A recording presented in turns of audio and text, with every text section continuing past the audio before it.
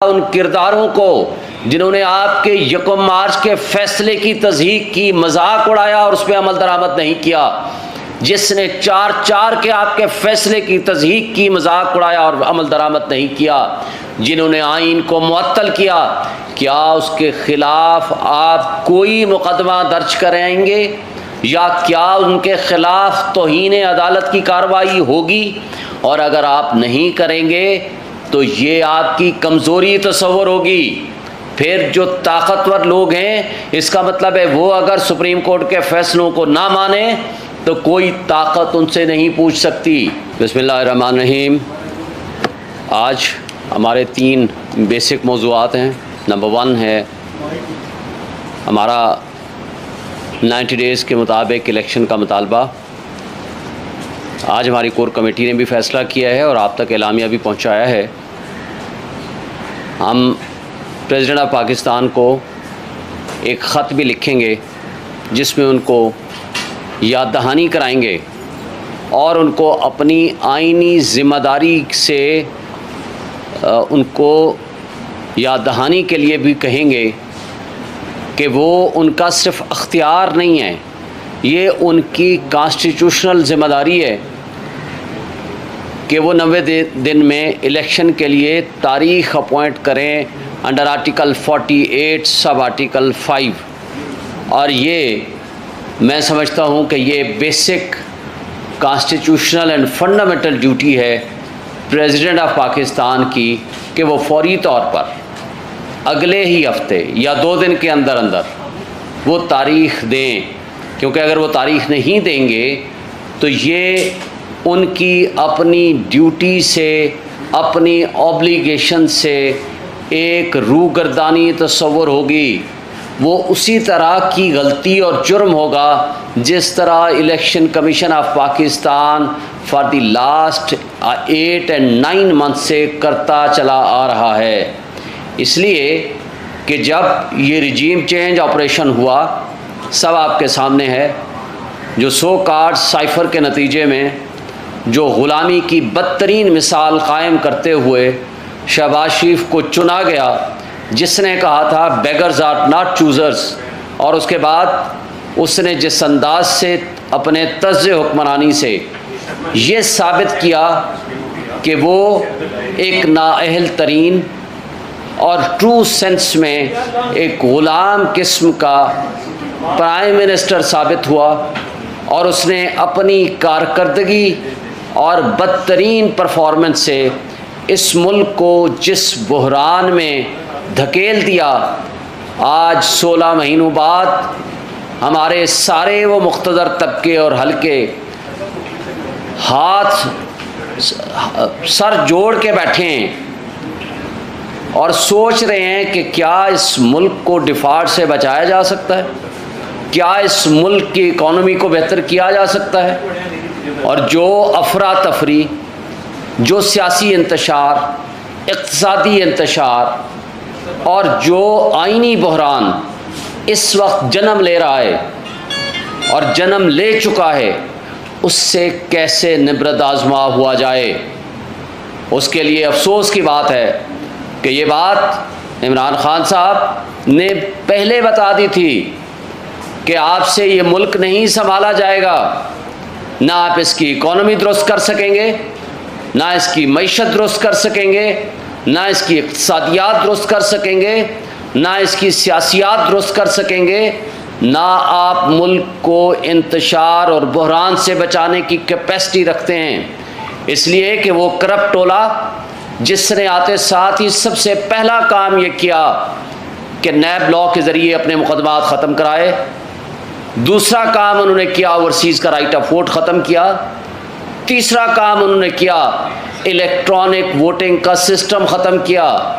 और ये वो तीनों वो चीज़ें थीं जिसने इस मुल्क में एक अच्छाई की बुनियाद रखी थी, और इसके ज़रिए जो नुकसान हम उठा रहे हैं वो सब आपके सामने है। जब 0% डिफ़ॉल्ट का चांस था, आज आप प्रैक्टिकली डिफ़ॉल्ट कर चुके हैं ख्वाजा आसिफ के बकौल। तो इन हालात में इसका वाहिद हल ये है कि इस बेयकीनी की कैफियत को ख़त्म करें और अगर ये इलेक्शंस 90 डेज में हो जाते जो पिछले 1 मार्च 2023 का पहला फैसला आया सुप्रीम कोर्ट का, दूसरा फैसला 4 अप्रैल का फैसला आया, पहली तारीख प्रेसिडेंट ऑफ पाकिस्तान ने 9 अप्रैल को दी थी, दूसरी तारीख प्रेसिडेंट ऑफ पाकिस्तान ने with the consultation of election commission 30 अप्रैल को दी थी, और इलेक्शन कमीशन ने अपनी बदनीयती की बुनियाद पर और अपनी अथॉरिटी का मिसयूज़ करते हुए और इख्तियारात का नाजायज़ इस्तेमाल करते हुए उसने वो तारीख 8 अक्टूबर रख दी थी। और 8 अक्टूबर को भी उन्होंने इलेक्शंस नहीं कराना था, सिर्फ इलेक्शन के इल्तवा का बहाना बनाने के लिए उन्होंने 8 अक्टूबर रखी थी, और वक्त ने ये साबित किया। काश कि अगर उस वक्त सुप्रीम कोर्ट के फैसलों पे अमल दरामद हो जाता तो जो अफरा तफरी और इंतशार आज हम देख रहे हैं, जो बेयकीनी की कैफियत के नतीजे में जो लोग गुर्बत, महंगाई और बेयकीनी की कैफियत से और माशी तबाही से, अपनी बदहाली से जो ख़ुदकुशियाँ करने पे मजबूर हैं, तो शायद ये दिन हमें ना देखने पड़ें। और आज भी मैं समझता हूँ हमारे आधे मसाइल का हल उस वक्त हो जाएगा जिस वक्त सदर पाकिस्तान ये तारीख अनाउंस करें with in a period of 90 days under article 48 sub article 5, और उसके लिए फ्री एंड फेयर इलेक्शंस कराने का माहौल क्रिएट किया जाए, जबर और खौफ की फ़िज़ा को ख़त्म किया जाए, एक पॉलिटिकल पार्टी को ख़त्म करने के लिए पूरे पाकिस्तान की मशीनरी, पूरे पाकिस्तान के सारे इदारे, पूरे पाकिस्तान की लॉ इन्फोर्समेंट एजेंसीज़, पूरे पाकिस्तान में with the support of establishment उसको ख़त्म करने के दर पे हैं। उसका नुकसान क्या हुआ है?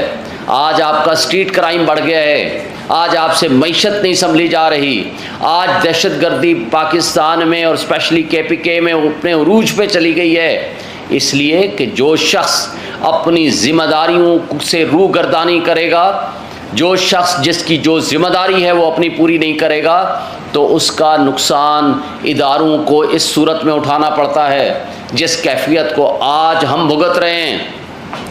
आइन का तकाजा है कि तमाम उमूर मुमलिकत एक मुंतखब नुमाइंदों के ज़रिए अंजाम पाएंगे, और अगर मुंतखब नुमाइंदों के बग़ैर अगर कोई काम होगा वो अनकॉन्स्टिट्यूशनल एंड इल्लीगल होगा, जिस तरह CCI ने गलत फ़ैसला किया, और इसके नतीजे में वो तमाम पॉलिटिकल पार्टीज़ जो PDM की सूरत में, पीपल्स पार्टी की सूरत में, नून की सूरत में, JUI की सूरत में बैठे हैं, वो सब जिम्मेदार हैं। वो इलेक्शन से भागना चाहते थे और भागना चाहते हैं, और आज भी अगर वो संजीदा हों तो उनको भी सुप्रीम कोर्ट से रुजू करना चाहिए। वो क्यों नहीं रुजू करते? इसलिए कि वो चाहते नहीं हैं इलेक्शन, उनको नज़र आ रहा है अपनी शिकस्त। फॉर दैट पर्पज़ मेरा ख़्याल है कि उन्होंने जो बारूदी सुरंगें बिछा कर गए हैं, इलेक्शन के इल्तवा का बहाना बना कर गए हैं, उसका नुकसान आज हमें भुगतना पड़ रहा है। आज इस सारी कैफियत जो सब आपके सामने है, मैंने कहा इलेक्शन का अनाउंसमेंट, आप फ्री एंड फेयर इलेक्शंस का माहौल दें, जिसको लोग चुनना चाहें वो माहौल दें, उनको इलेक्ट कराएं, ताकि एक स्ट्रॉन्ग इंडिपेंडेंट गवर्नमेंट जो है इन मसाइल का हल कर सके। तो ये 50% आपके मसाइल के ज़रिए हल हो जाएंगे, और बजाय इसके कि आज आप $18 बिलियन सालाना, ये UNDP की रिपोर्ट है, आप अशराफिया के ऊपर खर्च कर रहे हैं, और गरीब आदमी के पास खाने को नहीं है। आप कॉन्स्टिट्यूशन एवेन्यू पे खड़े हो जाएं, हर 10 मिनट के बाद एक गाड़ी निकलती है, उसके आगे पीछे काफिला होता है जिसमें बड़ी बड़ी गाड़ियां, जिसका मुफ्त का पेट्रोल, जिसमें नफरी, जिसमें अफराद, वो प्रोटोकॉल उनके साथ होता है। इसके नतीजे में वो अशराफिया जो $18 बिलियन हड़प कर रही है, वेरेज गरीब आदमी के टैक्स का वो पैसा है, वो आपकी जेब से निकला हुआ पैसा है, और उसके साथ जो महंगाई चीनी की सूरत में, बाकी जो चीज़ें हैं वो सब आपके सामने हैं, मैं उसकी तफसील में जाए बगैर। ये जुल्म ढा रही है अशराफिया, और आपके पैसे निकाल के आप ही के ऊपर जुल्म ढा रही है, जिसकी बदतरीन मिसाल शहबाज हुकूमत की ज़ेरे क़यादत, वो PDM की हुकूमत जिसने गरीबों को 1 रुपए की सब्सिडी देने को तैयार नहीं, लेकिन 10 अरब रुपए के इश्तिहारात चला दिए कि जी हमारी कारकर्दगी, क्या कमाल की कारकर्दगी है। क्या ये जुल्म नहीं है? आपको जब ये कहा जाता है कि सब्सिडी दो गरीब आदमी को बिजली में, कहते हो IMF नहीं मानता। IMF आपको ये सारी अय्याशियाँ करने की इजाज़त देता है कि आप 18 बिलियन डॉलर की मुफ्त मराहत इंजॉय करें, और IMF आपको इस बात की भी इजाज़त दे देता है कि जाते जाते 1-1 अरब रुपए हर महीने को दे दो बतौर जुगनू मोहसिन, और ताकि आप अगले इलेक्शन की तैयारी कर सकें और खाने पीने का सिस्टम बहाल हो जाए। और पिछले जो नैब लॉज अमेंड करके जो मुकदमात ख़त्म कराए, वो 1100 चोरी तो आपने वैसे ही ख़त्म करा दी, लेकिन आगे भी जो जुल्म करके गए हैं 332 अरब रुपए के करीब, ये इस तरह उनकी जेबों में डाल दिए गए। ये है वो जुल्म। क्या IMF इससे आपको नहीं रोकता? क्या आपको इससे रोकता है कि आपने गरीबों को क्यों मराहत दे दी है, गरीबों को क्यों सब्सिडी दे दी है? ये सिर्फ एक फ्रॉड है। असल मसला ये है कि आपकी आंखों में, लोगों की आंखों में धूल झोंकना है। और ये जो सो कॉल्ड ड्रामे किया करते थे, आकर के हर घंटे बाद एक नई प्रेस कॉन्फ्रेंस इनके होती थी, इनके वज़ीर व मुशीर की 87 यानी 85 से 87 इनके वज़ीर व मुशीर थे। और इसने नासिर सईद खोसा की सरबराही में शहबाज शरीफ ने एक कमेटी बनाई, जी कैसे हम बचत करें। उन्होंने कहा 32 मिनिस्टर्स रखो। इस वक्त आपकी माशी तबाही के दहाने पे पहुंच चुके हैं, लेकिन उस 87 या 85 मिनिस्टर वज़ीरों मुशीर में से 45 वो थे जिनके पास कोई महकमा नहीं था। और इसके नतीजे में जो हमने भुगता, जो इस मुल्क ने भुगता, जो इस कौम ने भुगता, वो सब आपके सामने है। और आखिरी बात, चीफ जस्टिस ऑफ पाकिस्तान ने आज जो जजमेंट दी है, उसमें एक एक लफ्ज़ उनका बड़ा इम्पोर्टेंट है कि किस तरह इस इलेक्शन से भागने के लिए PDM की जमातों ने हमला किया सुप्रीम कोर्ट ऑफ पाकिस्तान के ऊपर, किस तरह कंटेनर्स के ज़रिए वहाँ आकर के उनके ऊपर हमला आवर हुए, और किस तरीक़े और किस अंदाज से इन्होंने पार्लियामान में खड़े होकर रेजोल्यूशंस पास की, और हर रोज़ उनके ख़िलाफ़ एक नई किस्म की एक हमले की सूरत में और उनको गालियाँ देने की सूरत में, जलसों में तकरीरें करने की सूरत में, उनकी तस्वीरें लगाने की सूरत में, वो सारी उसकी बहुत सारी मिसालें आज के फ़ैसले में उनके ख़िलाफ़ PDM की हुकूमत के ख़िलाफ़ चार्जशीट है। मैं सवाल करता हूँ, अदलिया एक रियासत का सबसे अहम सतून है। इन्होंने 97 पे एक हमला किया था और ये दूसरे इसके बीच भी करते रहे, लेकिन ये 2023 एक दूसरी किस्म का हमला था जो मुस्तकिल इन्होंने जारी रखा। लेकिन मैं सवाल ये करता हूँ, क्या रियासत के अहम तरीन इदारे के ऊपर हमला, क्या ये शरपसंदी और दहशतगर्दी नहीं है? क्या एक ही इदारा रियासत है? क्या रियासत के किसी और इदारे के ऊपर हमला, वो हमला रियासती दहशतगर्दी, और उसके ऊपर उसको दहशतगर्दी में नहीं लाएंगे, यानी ये हुकूमती दहशतगर्दी में नहीं लाएंगे? क्या सुप्रीम कोर्ट ऑफ पाकिस्तान जो रियासत का अहम तरीन सतून है, उसके ऊपर हुकूमत की तरफ से हमला एक रियासती दहशतगर्दी नहीं होगी? क्या उसके ख़िलाफ़ कोई मुकदमा बनाया जाना ज़रूरी नहीं है? या क्या रियासत सिर्फ़ एक इदारे का नाम है? ये सवाल है हमारा तमाम मुक़्तदर तबकों, हलकों से, हमारे इस्टेब्लिशमेंट से भी, हमारी इस वक्त की लॉ इन्फोर्समेंट एजेंसी से भी, और केयर टेकर प्राइम मिनिस्टर और पाकिस्तान से भी, कि आज के फ़ैसले सुप्रीम कोर्ट को वो कल के फरमा रहे थे कि हम सुप्रीम कोर्ट के हर फैसले पे अमल दरामद करेंगे। मैं उनसे ये मुतालबा करता हूँ कि सुप्रीम कोर्ट का आज का फ़ैसला लेके उन तमाम किरदारों को बेनकाब कीजिए, उनके ख़िलाफ़ दहशतगर्दी के मुकदमात दर्ज कीजिए, ताकि आइन और क़ानून की बालादस्ती कायम हो सके। और दूसरी बात, मुझे ये बताएं और मैं ये जानना चाहता हूँ सुप्रीम कोर्ट ऑफ पाकिस्तान से कि आज आपने ये फ़ैसला दे दिया तो क्या उन किरदारों को जिन्होंने आपके 1 मार्च के फ़ैसले की तज़हीक की, मजाक उड़ाया और उस पर अमल दरामद नहीं किया, जिसने 4-4 के आपके फ़ैसले की तज़हीक की, मजाक उड़ाया और अमल दरामद नहीं किया, जिन्होंने आइन को मुअत्तल किया, क्या उसके ख़िलाफ़ आप कोई मुकदमा दर्ज कराएंगे या क्या उनके ख़िलाफ़ तौहीन अदालत की कार्रवाई होगी? और अगर आप नहीं करेंगे तो ये आपकी कमज़ोरी तस्वुर होगी। फिर जो ताकतवर लोग हैं, इसका मतलब है वो अगर सुप्रीम कोर्ट के फ़ैसलों को ना माने तो कोई ताकत उनसे नहीं पूछ सकती। और अगर कमज़ोर और गरीब आदमी कोई गलती करे तो उनको उठा करके आप जेलों में बंद कर दें, उनके वालिदैन को ना मिलने दें, उनको वो इंसानी और बुनियादी हुकूक से भी महरूम कर दें जिसके वो आइन के मुताबिक हकदार हैं। तो ये क्या इंसाफ का, कानून का दोहरा मेयार ना होगा? क्या इससे डिसअपॉइंटमेंट, अफरा तफरी नहीं फैलेगी? क्या इससे लोगों में तफरीक और अदम इस्तेहकाम की पोजीशन नहीं आएगी?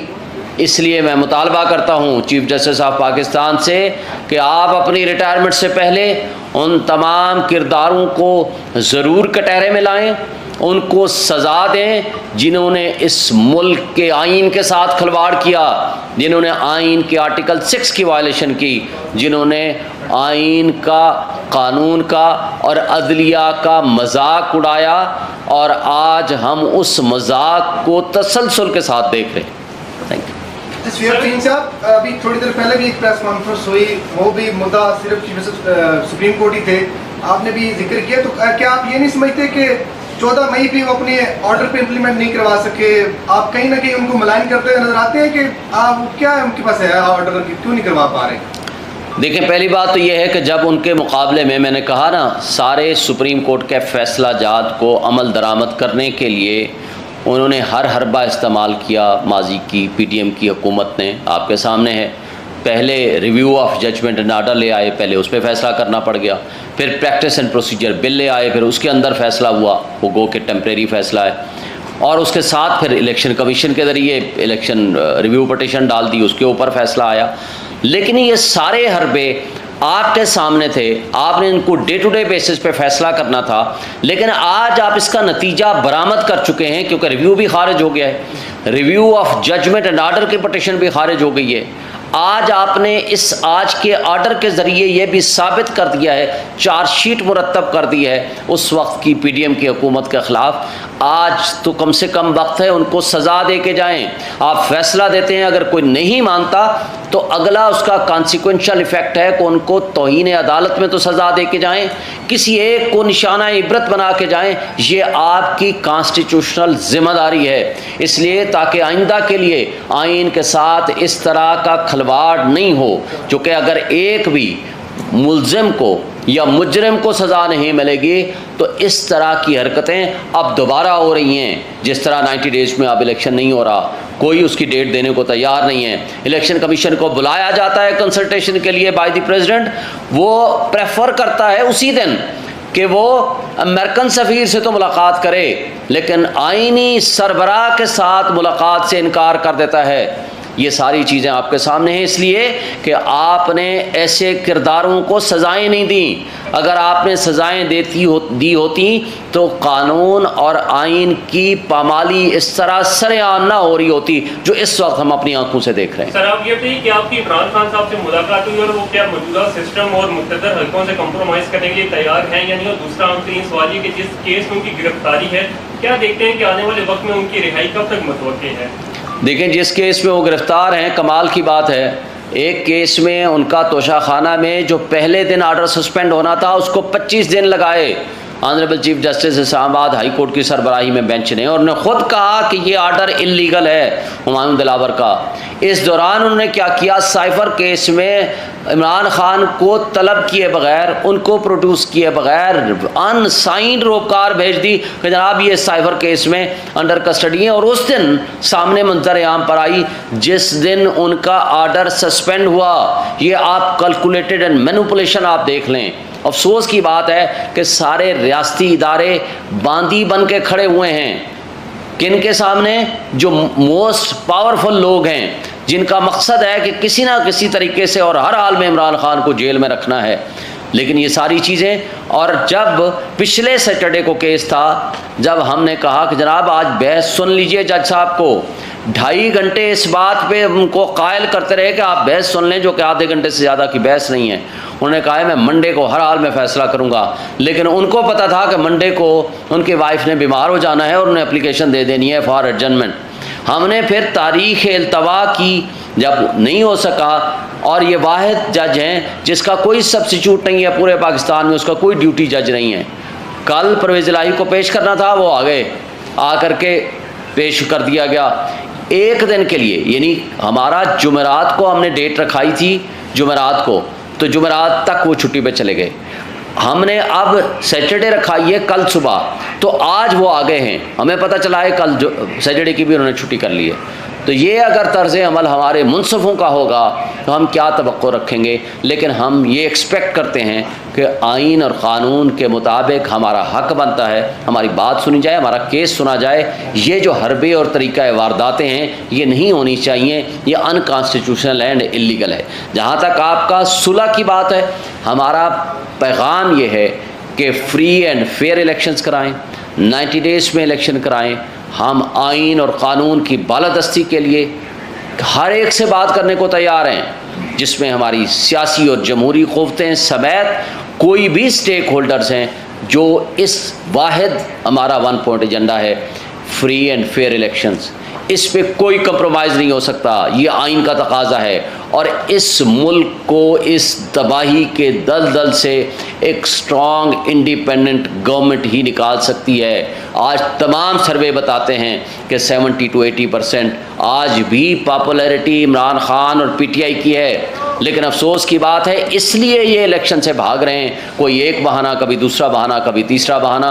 हमें किसी से कोई दुश्मनी नहीं रखना चाहते, ना हमारा मकसद है। हम सिर्फ कहते हैं कि इस मुल्क को तबाही से निकालने का कोई और रोड मैप नहीं है सिवाय इस बात के फ्री एंड फेयर इलेक्शन। आवाम जिसको चाहती है उसको इक़्तिदार में आने दें ताकि लोगों के मसाइल हल हो सकें।